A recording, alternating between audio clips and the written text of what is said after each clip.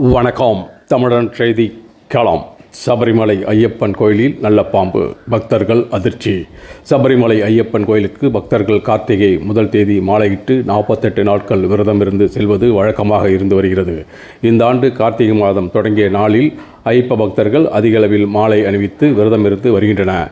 இன்று ஐயப்ப பக்தர்கள் 18ஆம் படியை கடந்து சென்று ஐயப்பனை தரிசிக்கும் போது கட்டிடத்தின் மேல் பகுதியில் நல்ல பாம்பு இருப்பதைக் கண்டு அதிர்ச்சி அடைந்தனர். உடனடியாக தீயணைப்புத் துறையினர், வனத்துறையினர் சம்பவ இடத்திற்கு வந்து சன்னிதானத்தின் மேல் பகுதியில் இருந்த நல்ல பாம்பை பாதுகாப்பாக பிடித்து வனப்பகுதிக்கு எடுத்துச் சென்று விட்டனர்.